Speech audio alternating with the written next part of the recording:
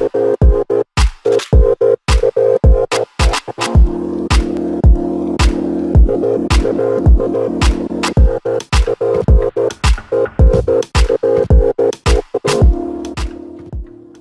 clairement accepté ce poste parce que, d'une part, bon, ça fait pendant 20 ans j'étais responsable associatif, très engagé dans des associations aussi bien savantes que d'agroécologie.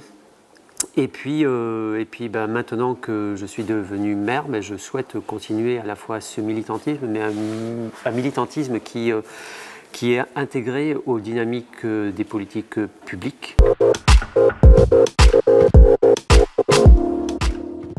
La spécificité de la mission locale, c'est il y a un cadre associatif avec des militants, enfin qui est un projet. Moi, j'ai l'habitude de dire, quand il y a une association, c'est parce qu'on considère que la puissance publique n'a pas mis en place les outils pour répondre à des besoins que l'on considère comme non satisfaits. Mais la spécificité, c'est que cette association, elle est étroitement dépendante des demandes et des injonctions des partenaires publics. Et chaque année, on a un dialogue de gestion avec les services de l'État qui nous demande de justifier toutes les options de développement, tous les moyens, tous les choix de développement de moyens pour atteindre les objectifs que l'État nous fixe et auxquels on a souscrit. Et en plus, on est un relais fondamental pour les entreprises du territoire.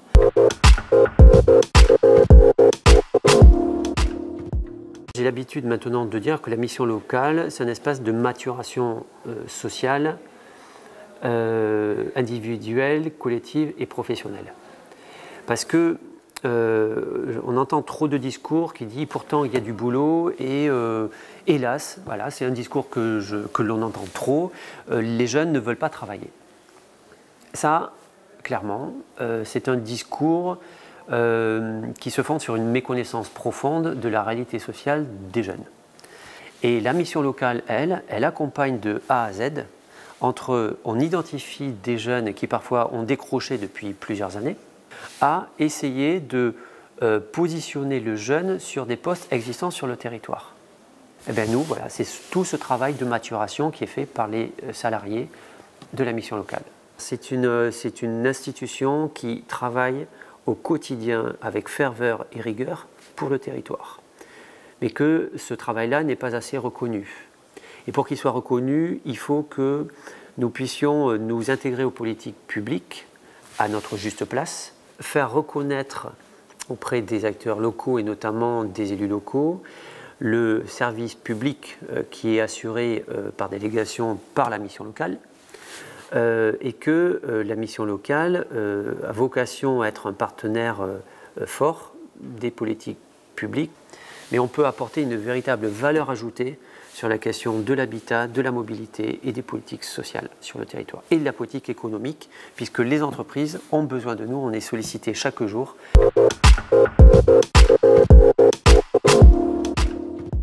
Ce que je perçois en tant que maire et en tant que président de la mission locale, c'est que il y a beaucoup de facteurs, des facteurs sociétaux, qui impactent aussi la capacité et la volonté des jeunes à s'insérer dans un monde qui porte des valeurs dans lesquelles ils ne se reconnaissent pas forcément aujourd'hui. On peut observer aujourd'hui plein de facteurs. Il y a l'évolution de la cellule familiale. Il y a aujourd'hui l'impact de tout le numérique, où en fait, parce que le numérique ça ne crée pas de dynamique collective. On est vraiment sur une approche individuelle, voire individualiste. C'est une expérience individuelle. Il y a la question aussi des modes de vie, puisque aujourd'hui, on se déplace relativement plus facilement. Les jeunes sont très mobiles. La notion de communauté a beaucoup évolué.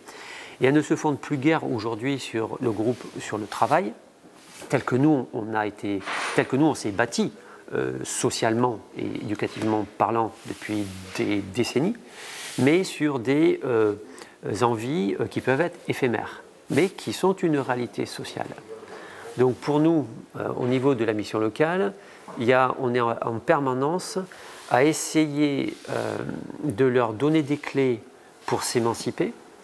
C'est-à-dire s'émanciper, c'est aussi sortir du cocon familial, du nid familial, qui peut être aussi un piège, qui peut être aussi un espace de souffrance à certains endroits, et pour construire leur propre destin.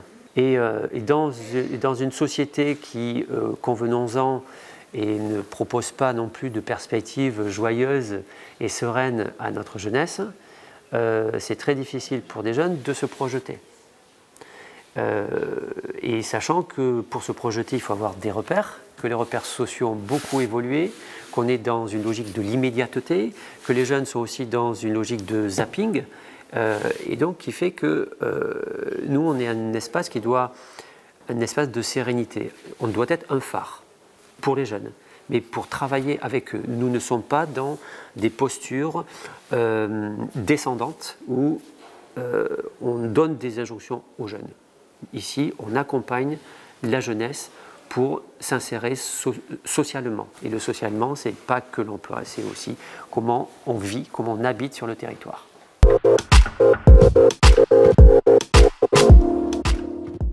Les jeunes arrivent essentiellement par les familles, par le bouche-à-oreille. Ils n'arrivent pas par les réseaux sociaux. C'est vraiment le bouche-à-oreille. On est quand même sur des publics, alors je n'ai pas les statistiques, mais sur des publics très divers. Les publics qui sont souvent largués, comme on peut dire, ne sont pas forcément ceux qui tapent à la porte de la mission locale. Mais par contre, c'est nous qui allons les chercher. On va les chercher à force de moyens, de dispositifs, de réseaux, de collaboration avec les élus locaux, les acteurs sociaux, etc. On travaille beaucoup avec certains établissements scolaires pour donner des clés à des jeunes, quelles que soient que ce soit des filières générales ou des filières techniques. Et là, on s'aperçoit que l'intérêt, parce que c'est pas que les jeunes, c'est aussi les familles qui sont intéressées par l'offre d'orientation et d'accompagnement que l'on propose aux jeunes. Parce qu'on vient en complément de ce qui se fait dans les établissements scolaires. Et là, enfin, on a beaucoup de cas de jeunes qui n'ont pas de problèmes familiaux, sociaux, de santé, etc., mais qui viennent ici parce que c'est le point d'appui le plus proche. On est aussi on a une offre de proximité.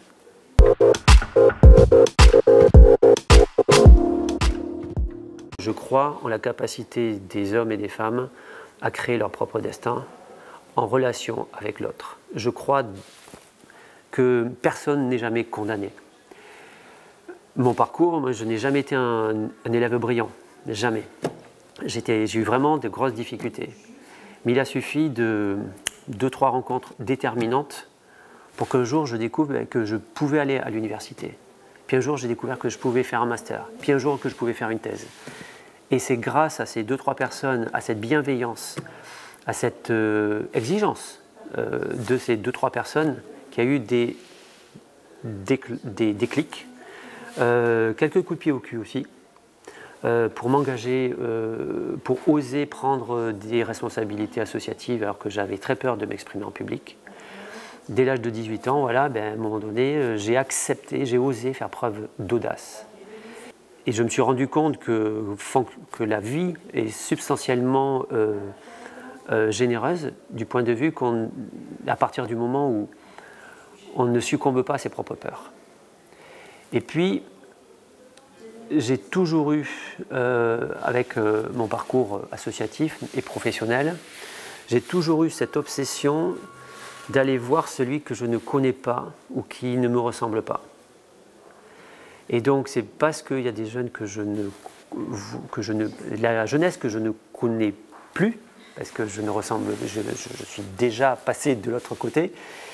C'est parce qu'il y a beaucoup de jeunes qui ne vivent pas comme moi, que c'est eux qui m'intéressent. Il est important de considérer la diversité des situations sociales et culturelles. Et la jeunesse, on ne l'écoute pas assez.